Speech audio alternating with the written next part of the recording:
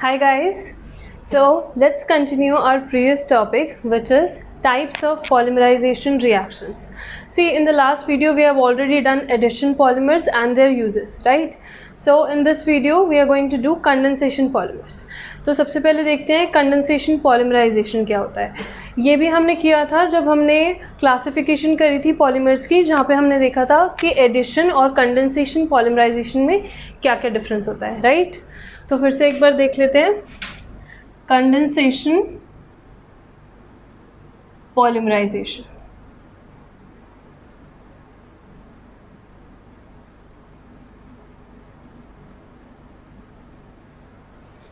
देखो, इन condensation polymerization we already know that the monomeric units which are used are either bifunctional और trifunctional, right? And when this process takes place, then the elimination of small molecules also takes place along with it. मतलब छोटे छोटे molecules जैसे कि ammonia, water, alcohol, these are eliminated, right? तो इसी process को हम क्या कहते हैं? Condensation polymerisation. अब देखो यहाँ पे होता क्या है कि जैसे मेरे पास कोई भी बाईफंक्शनल स्पीशीज़ है, suppose this is your carbon chain, तो इसके एंड पे COH लगा है दोनों साइड्स पे, and I have one more bifunctional species like this. इसके दोनों एंड्स पे NH2 ग्रुप लगे हैं, राइट? तो अब इनके बीच में क्या होगा? एक पॉलीमराइजेशन प्रोसेस होगा और यहाँ पे एलिमिनेशन हो जाएगा वाटर मॉलिक्यूल का. ये मैंने पहले भी एक्सप्लेन करा था. So water molecule will be eliminated, hydrogen from NH2 and OH from this carboxylic acid. तो यहाँ पे चेन फॉर्म हो जाएगी COOH, C double bond O, C double bond O, NH, and this would remain C, right? अब यहाँ पे बार बार क्या होता रहेगा? ऐसे ही एक और बाईफंक्शनल स्पीशीज़ आएगी, वो इस एंड से रिएक्ट करेगी, फिर हमें एक और स्पीशी मिल जाएगी विच विल बी बाईफंक्शनल. उसके बाद नेक्स्ट स्टेप में क्या हो सकता है कि एक और बाईफंक्शनल स्पीशीज़ आ जाए और वो या तो इस एंड से रिएक्ट कर सकती है या उस एंड से रिएक्ट कर सकती है, राइट? तो ऐसे स्टेप बाय स्टेप हर एक स्टेप में bifunctional species are getting produced which are independent of each other, right? तो इसीलिए इस कंडेंसेशन पॉलीमराइजेशन को we also call it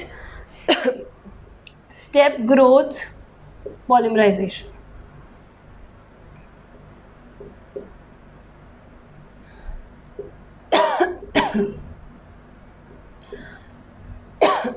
This is also known as step growth polymerization because at every step the chain is growing and bifunctional species are getting produced which are independent of each other, right?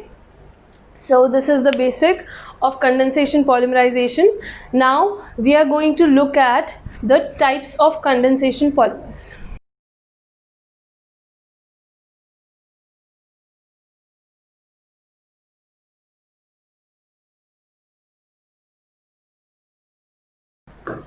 Now see, we usually study two types of condensation polymers. हम पढ़ते हैं polyamides and polyesters. So condensation polymers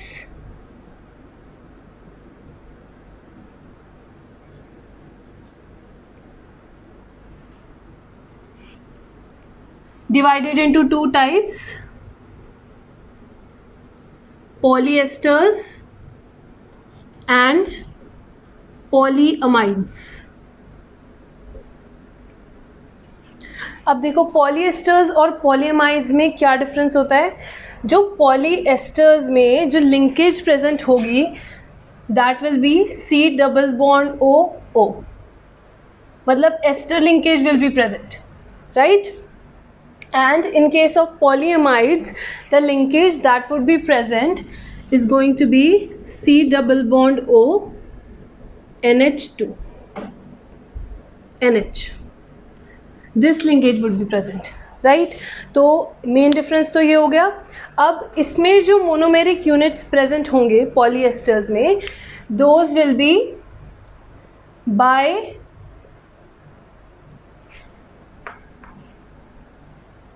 carboxylic acid. You can just simply write dicarboxylic acid. Instead of writing bi, you can write di. Dicarboxylic acids, or they could be diols.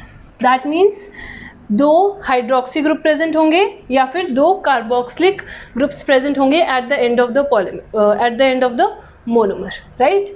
अब पॉलीअमाइड्स में कौन से monomeric units use होते हैं यहाँ पे? देखो यहाँ पे जो यूज होंगे they will be dicarboxylic acids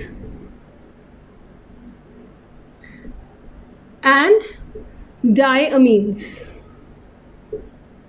देखो instead of diamines we can also use lactames. We can also use lactames here. देखो lactames कुछ नहीं होता, बस सिंपल एक रिंग स्ट्रक्चर होता है जिसमें you have this NHC double bond O group present, ठीक है। ये यहाँ पे पूरी कार्बन चेन की रिंग है and NHC double bond O group is present, so these are known as lactames, right. तो अब एक एक करके दोनों को डिटेल में पढ़ते हैं। So first we are going to start with polyamides. Okay, तो polyamides जो होते हैं इनको हम नाइलॉन्स भी कहते हैं एंड इनका मेजर यूज जो होता है that is in making of synthetic fibres. So we can start with polyamides. These are also known as nylons, right? और इनका मेजर यूज कहाँ पे है? In making सिंथेटिक फाइबर्स, मतलब फैब्रिक बनाने के लिए यूज होते हैं सिंथेटिक फाइबर्स। ओके, तो यहाँ पे हमें दो टाइप के नाइलॉन्स करने हैं। First one is nylon 66 and second one is nylon 6। तो जो नाइलॉन 66 है that we have already done when we did the introduction of this chapter, वहाँ पे डिटेल में समझाया हुआ है मैंने, राइट। यहाँ पे फिर भी मैं थोड़ा बहुत बता देती हूँ कि कैसे कौन से मोनोमेरिक यूनिट्स यूज होते हैं, right. So write down first one nylon 66। अब देखो इसमें 66 क्यों कह रहे हैं? क्योंकि दोनों मोनोमेरिक यूनिट्स में हमारे जो नंबर ऑफ कार्बन एटम्स होंगे they are going to be 6। तो मोनोमेरिक यूनिट्स इसमें जो यूज होते हैं that is adipic acid,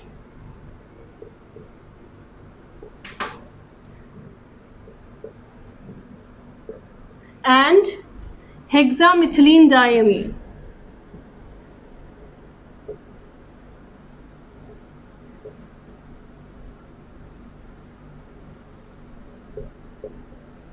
NH2, ठीक है। This is adipic acid, this is hexamethylene diamine. तो यहाँ पे condensation reaction is going to take place and if we have taken n molecules of adipic acid and n molecules of hexamethylene diamine, then water molecule is going to get eliminated. देखो OH जाएगा carboxyl and से और hydrogen जाएगा इस अमीन वाले and से, right. तो H2O will be gone and you will get C double bond O NH CH2 whole 6 NH2। देखो इस एंड पे भी पॉलीमराइजेशन हो रही होगी, तो इसको मैं NH दिखा रही हूँ ओवर हियर। इस एंड पे भी पॉलीमराइजेशन हो रही होगी, so I am going to show it as C double bond O. तो this unit is N times and this molecule is known as nylon 66, right. अब देखो अगर हम इसके यूजेस देखें तो nylon 66 has major use in textile industry. वो मैंने बता ही दिया फैब्रिक्स के लिए यूज होता है, so it has major use in textile industry. So we can say it is used in making of bed sheets and it is also used in making of bristles for brushes. So you can also write that bristles for brushes. Okay, so now we are done with nylon 6. Next nylon 6. Now we are going to move on to nylon 6.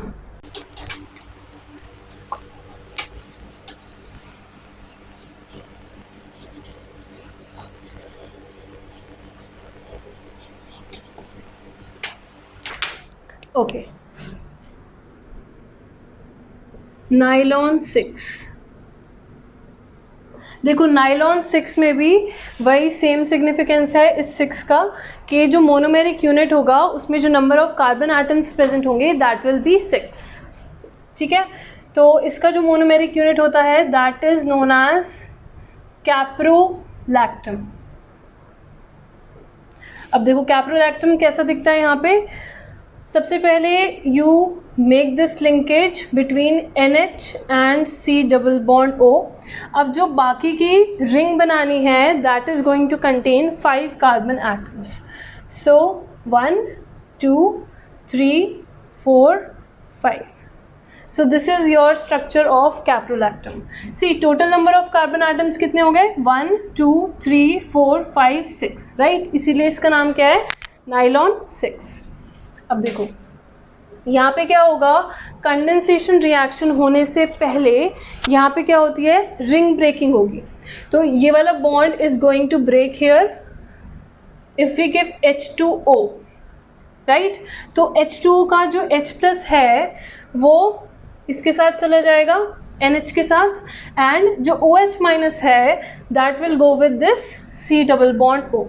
तो यहाँ पे क्या form हो जाएगा सी NH2, ये वाला NH2 बन गया. इनके बीच का बॉन्ड तो ब्रेक ही हो गया है. तो उसके बाद क्या है हमारे पास 5 CH2 ग्रुप्स आ गए. So we I am going to write here CH2 whole 5. Then इस एंड पे क्या बचा C double bond O OH, C double bond O OH right. ये फॉर्म हो जाएगा. अब देखो this molecule is going to undergo condensation reaction. ऐसे बहुत सारे अगर हमने यूनिट्स लिए हैं n यूनिट्स लिए हैं तो कंडेंसेशन रिएक्शन होगा उन सारे यूनिट्स में, और again water molecule will get eliminated. इस एंड से हाइड्रोजन जाएगा, इस एंड से OH जाएगा. So you will get this repeating unit CH2 whole 5 C double bond O whole N. Right, so this is your nylon 6. अब देखो इसका use देख लेते हैं फटाफट. नायलॉन 6 का क्या होगा देखो ऑलमोस्ट सेम ही यूज़ है, but you can write here कि it is also used in making mountaineering ropes,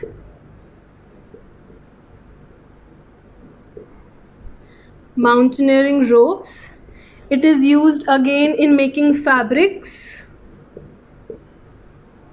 and it can also be used in making tire cords.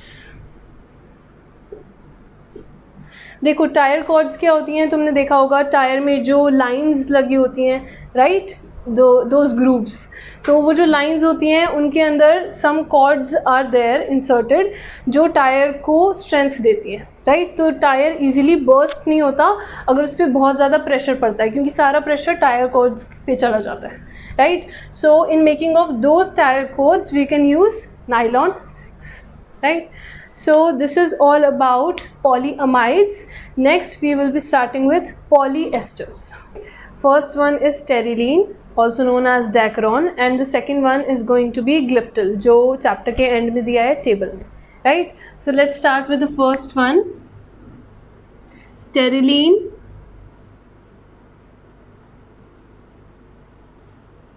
This is also known as Dacron. अब देखो इसमें जो हम monomeric units use करेंगे that is going to be terephthalic acid and ethylene glycol. देखो terephthalic acid and ethylene glycol.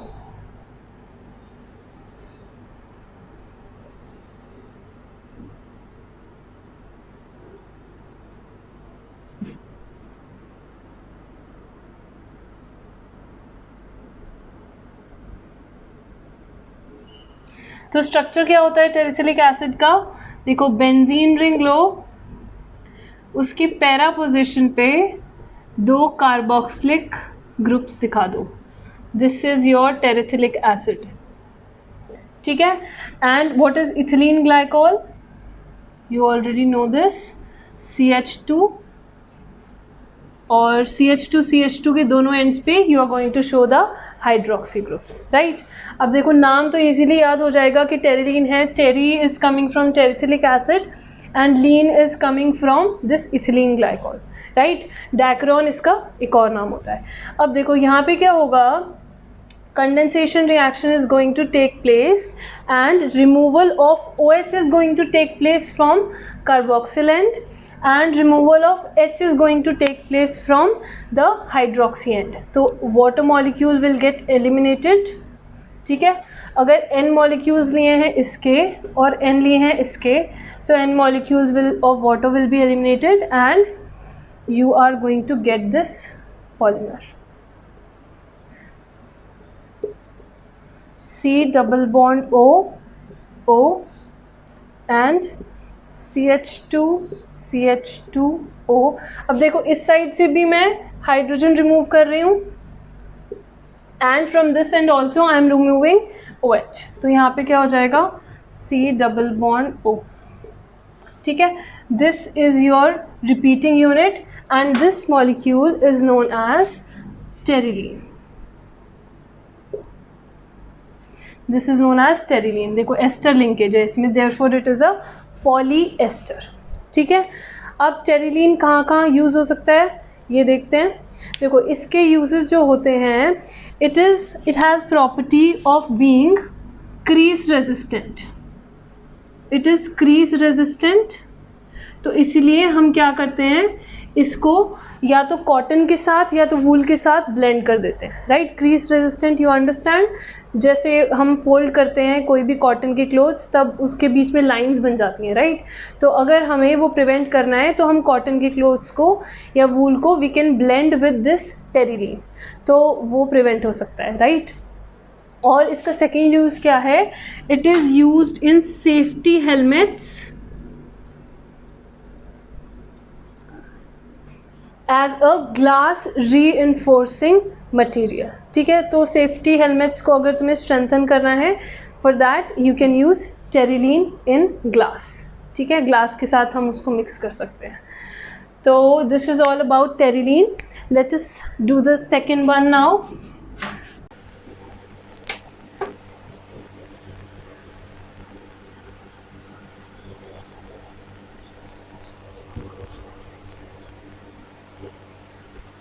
So the second one is Gliptal.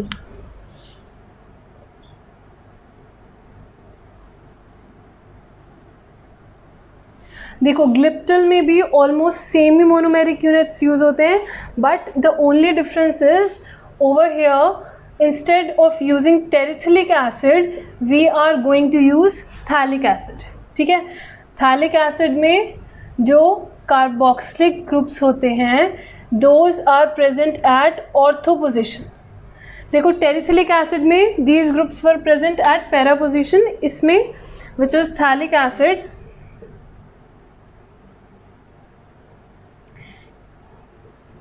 यहाँ पे जो कार्बोक्सिलिक ग्रुप्स प्रेजेंट होंगे those will be at ortho position, right। और ethylene glycol ही लेंगे हम यहाँ पे भी, CH2OH, ओके। तो फिर से सेम रिएक्शन होगी, water molecules are going to get eliminated n times, OH जाएगा इस साइड से, sorry H is going to go from this side and OH from this carboxylic end, so you will get this polymer C double bond O, ester linkage बन जाएगी यहाँ पे, CH2 O and at this end C double bond O, right, okay। So this is your repeating unit and this molecule is known as Gliptal, right। अब देखो Gliptal के कहाँ कहाँ uses होते हैं, it is mainly used in paints and varnishes, so paints में, varnishes में या लैकर्स यू कैन से, ठीक है। इसमें इसका यूज़ होता है। देखो लैकर्स क्या होते हैं, तुमने देखा है कुछ मेटल्स पे या टेबल्स पे there is a shiny layer, right, tough protective layer, जो कि पेंट नहीं होता, it's a different kind of thing which contains alcohol, ठीक है। So that protective solid covering is known as lacquer, ठीक है। So this is all about polyamides and polyesters. In the next video, we'll be talking about 3 more condensation polymers. Thanks for watching. Have a good day.